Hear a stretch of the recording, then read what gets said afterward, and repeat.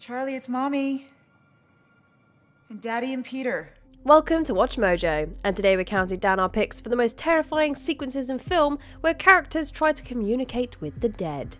Keep in mind, we will be uncovering some spoilers. Now say, talk to me. Number 10, The Amityville House, The Conjuring 2. Okay, we ready? Then let's get started. While Ed and Lorraine Warren did indeed investigate the Amityville house in real life, this franchise only briefly covers it at the beginning of this sequel. But boy, what an opener it is. Lorraine leads a séance whereby she tries to get to the bottom of the Lutz family haunting. Her spirit enters the shoes of the factual Ronald DeFeo Jr. as he cold-bloodedly shoots his entire family. But because this is a Conjuring movie, things get even spookier. Lorraine, what is happening? I have to see. We're through. It's time to come back. Lorraine is led into the basement where she comes face to face with the franchise's main antagonist, Valak. And what a sight the demon nun is.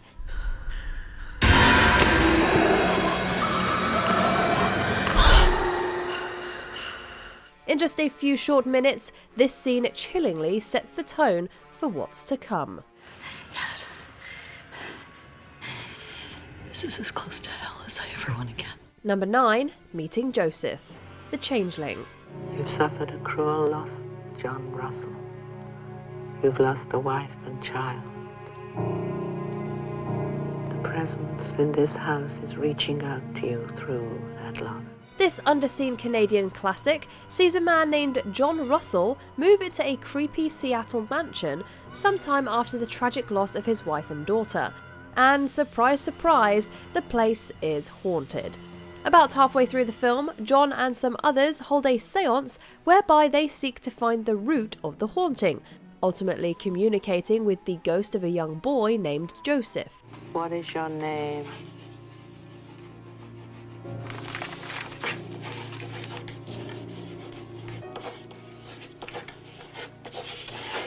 Joseph. This scene is a perfect progression of momentum and tension, as the medium dazedly scribbles responses on sheets of paper. Joseph's anger over his untimely demise is evident, as he ultimately demonstrates just how dangerous he really is.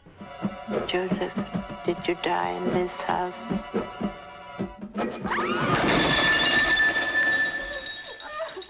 Number 8, Demon Goat, Drag Me to Hell. Drag Me to Hell possesses the campy edge that can be found in director Sam Raimi's previous horror outings. But even when that factor gets cranked up to 11, the movie is just as scary. I welcome the dead into my soul. I welcome the dead into my soul. Do you welcome the dead into my soul? I welcome the dead into my soul. Something else is here with us. After being cursed to be literally dragged to hell, Christine turns to a medium named Sean Sandina to remove the hold the demon Lamia has on her.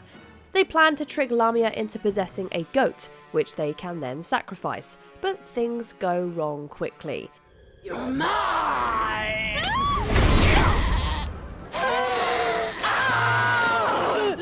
You tricked me! After taking hold of Sandina and the goat, Lamia jumps into Sandina's assistant and makes a real show out of tormenting Christine. Christine!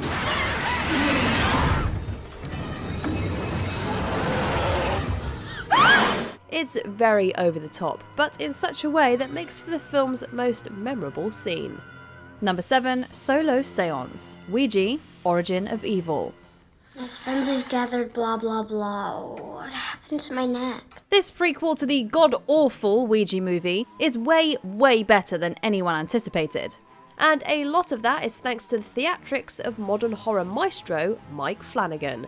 In this one, a family reeling from the death of the patriarch has set up a business in which they perform phony seances. But when they start incorporating a Ouija board into the proceedings, they unwittingly contact a dangerous entity.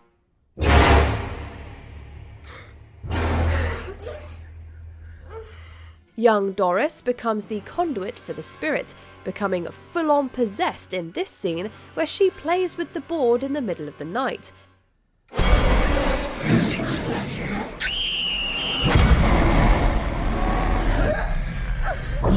The image of the spirit is wholly alarming, and the terrifying shot of it bending Doris backwards is unforgettable. Number 6. Seance over Zoom. Host. The COVID-19 pandemic was detrimental to the film industry, but on the other hand, it forced filmmakers to get creative, and thus the wickedly clever Host was born.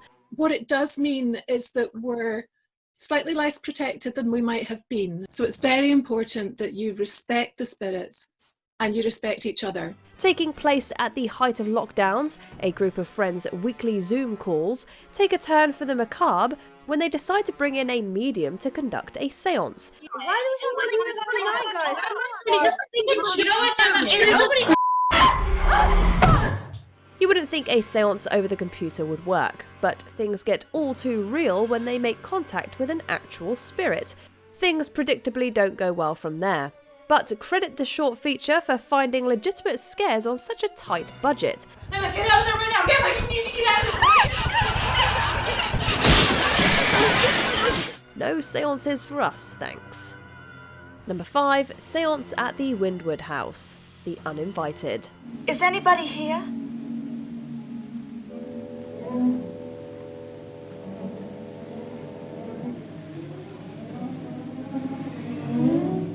Not to be confused with the 21st century horror flicks of the same name, this oldie but goodie has a seance scene that still holds up today. But you're holding a brick. And you, Dr. Scott, holding it hard. Take your fingers off.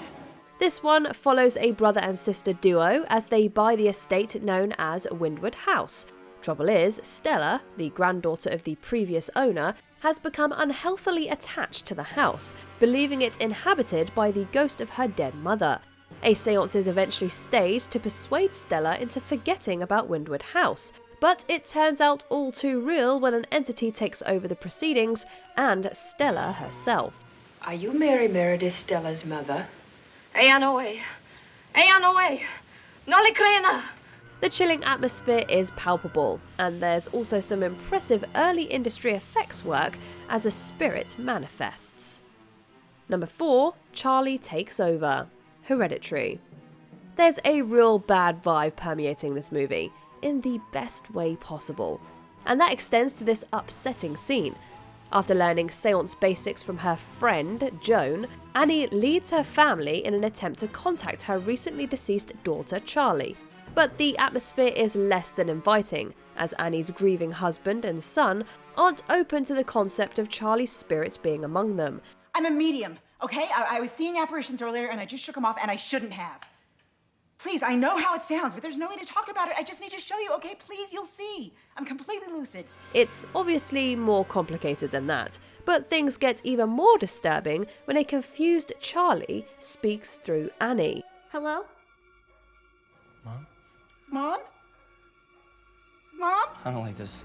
Dad, I don't like this. Peter especially is perturbed, crying out in horror, and we can't help but feel the same way. Please stop!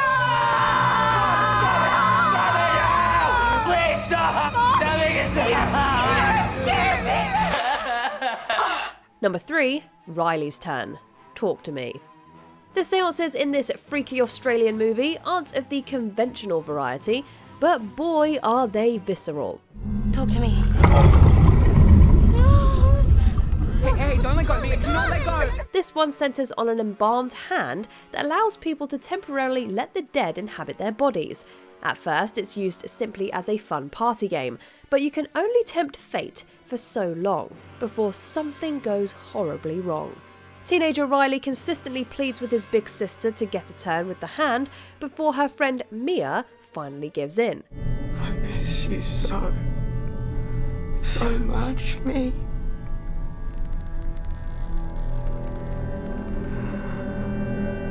I don't want you to hate me. At first, it seems like Mia's dead mother is the one inhabiting Riley, but the emotional moment soon turns shocking when he starts violently hurting himself.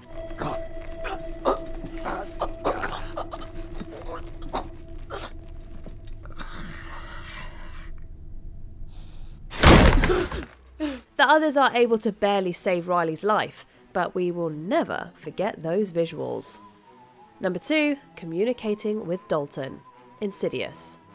The supernatural workings of the Insidious franchise are a little more complicated than simply dialing 1-800-OTHER-SIDE, but this first outing still gets a terrifying seance out of it. Dim the lights, please. When their son Dalton inadvertently spirit walks into the realm called the Further, Josh and Renee seek out help from specialists. Psychic Elise and paranormal investigators Specs and Tucker lead a seance in Dalton's room in the hopes of contacting his spirit, but things do not go well. If they hear me, they'll hurt me. Who will hurt you? Who will hurt you, Dalton? Director James Wan is at the top of his game in this scene, with a steady yet disorientating progression of lights and sound. Oh, and an effective use of jump scares. Can't forget those. Dalton?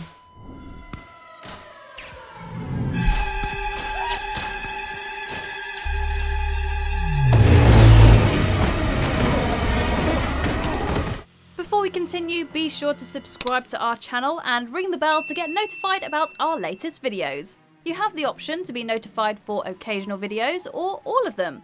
If you're on your phone, make sure you go into your settings and switch on notifications. Number 1, We're Not Dead. The Others. Seances are all about the dead, so it's surprising that we never get their perspective of the event in movies. Not here. Why are you crying, children? What happened in this room? What did your mother do to you? In this classic gothic horror, Grace Stewart and her photosensitive children spend their days in a country house in the aftermath of World War II. They're seemingly plagued by imperceivable spirits, but the opposite turns out to be true. Something about a pillow. Is that how she killed you? With a pillow? She didn't kill us. Children, if you're dead, why do you remain in this house? In the finale, Grace and the kids come across a seance in progress, as they're the ones who are haunting the house. Grace having taken her family's lives when her husband didn't return from the war. We are not dead. We are not dead. We're not dead! We're not dead! We're not dead! We're not dead! Grace and the kids hysterically refute their undead nature, hitting us with a twist that's as frightening as it is shocking. Are there any seance scenes we missed?